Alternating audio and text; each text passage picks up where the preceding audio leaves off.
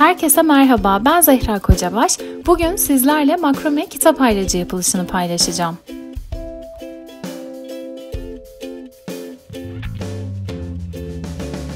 İplerimizi keserek başlayalım. 1 adet 2 metre, 5 adet 175 santim olarak iplerimizi kesiyoruz.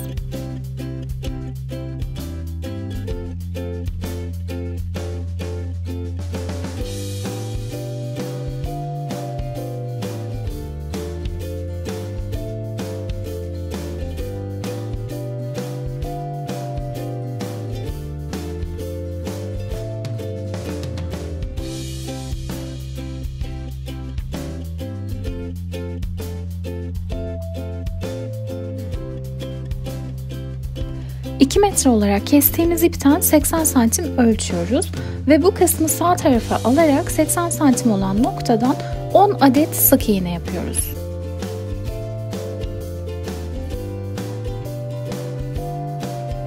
...80 santimden sık iğne yapmaya başlamamızın nedeni sık iğnenin sağında ve solunda eşit miktarda ip kalmasını sağlamak. Yani bu şekilde ipin iki ucu birbirine eşit oluyor.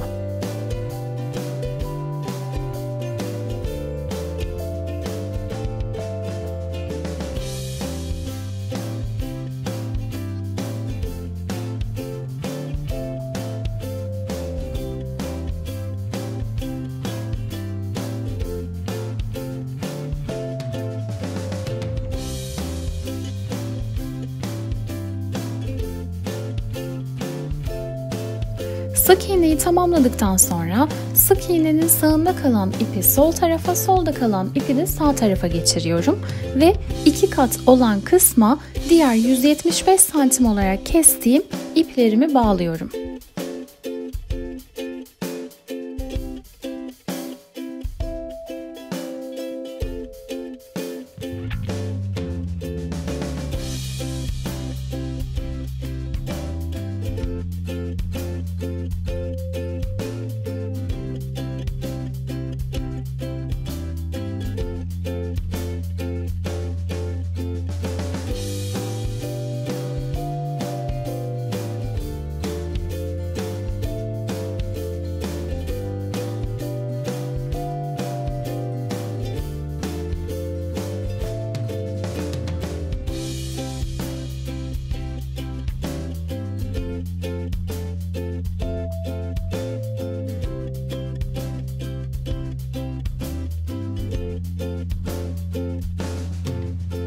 Beş adet ipimizi bağladıktan sonra en dışta kalan sağda ve solda en dışta kalan ipleri iyice çekerek sıkıyoruz.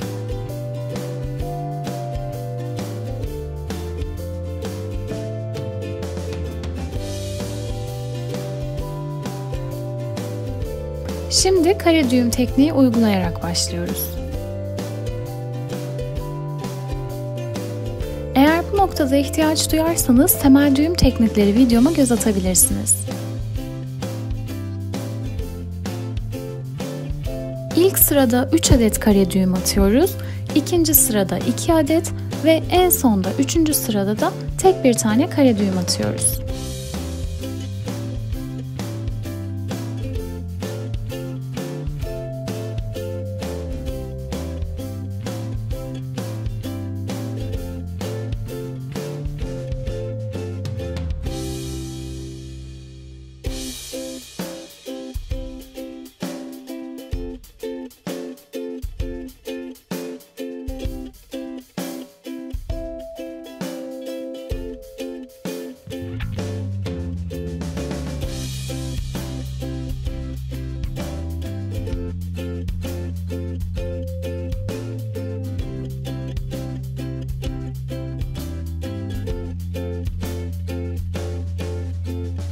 Şimdi 2 sıra sarmal düğüm yapacağım.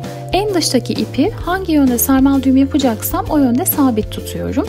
Diğer ipler altta kalacak ve sabit tuttuğum ipin üzerine düğümler atıyorum. Ayrıca her iple 2 kez düğüm atıp sabitliyorum.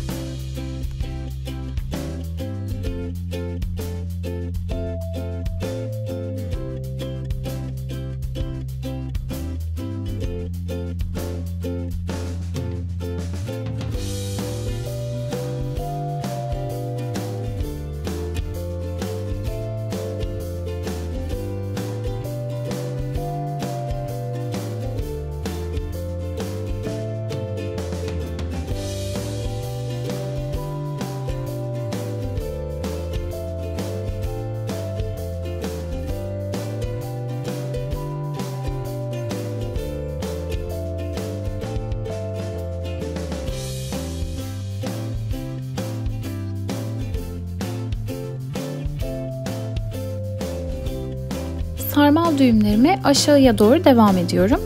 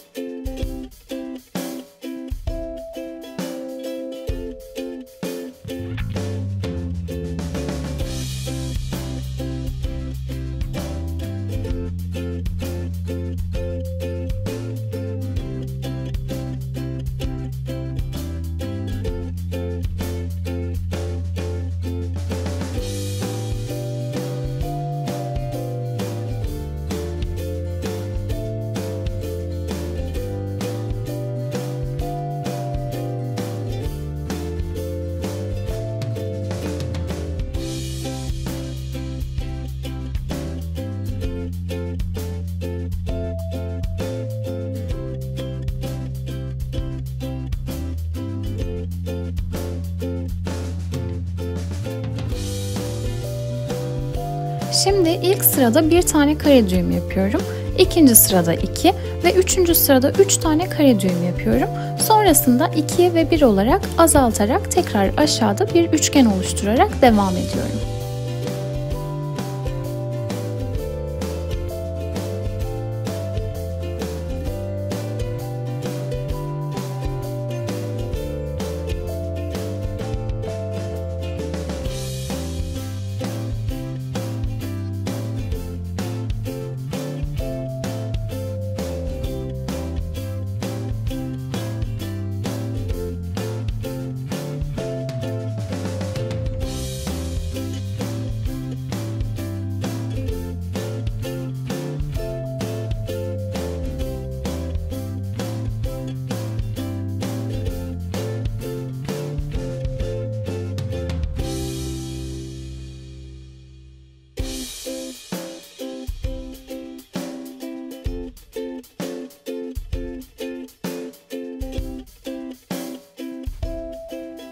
Sarmal düğümle üstte yaptığım işlemi tekrarlıyorum.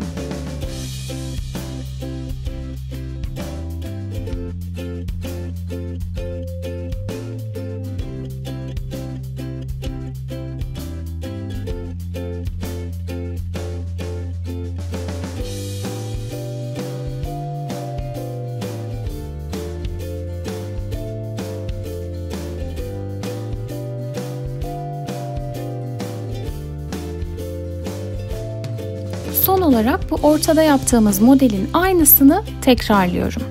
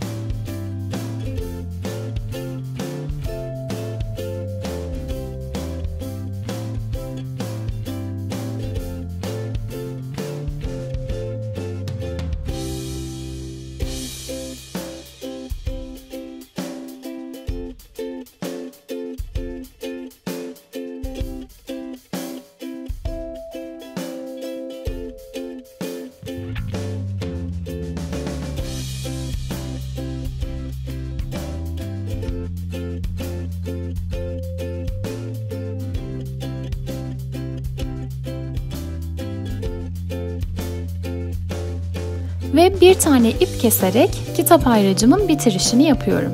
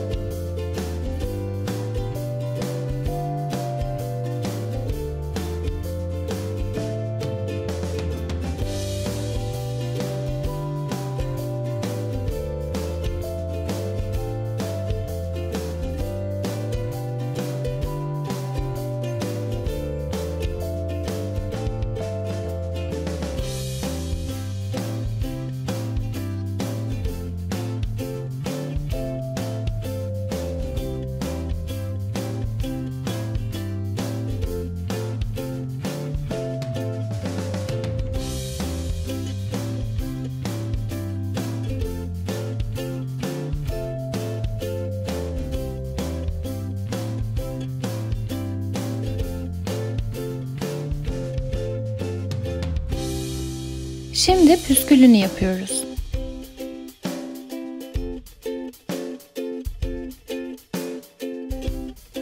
Püskülünü yaparken 20 santim uzunluğunda istediğiniz adette ip kesebilirsiniz.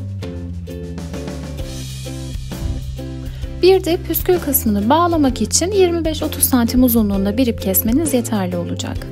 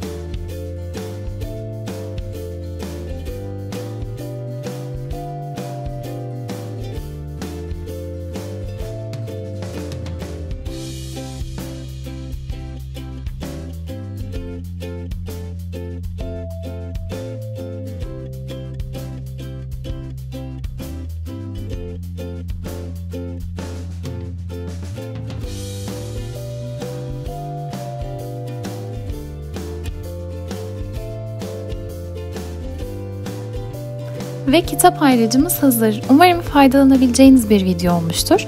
Diğer videolarda görüşmek üzere. Hoşça kalın.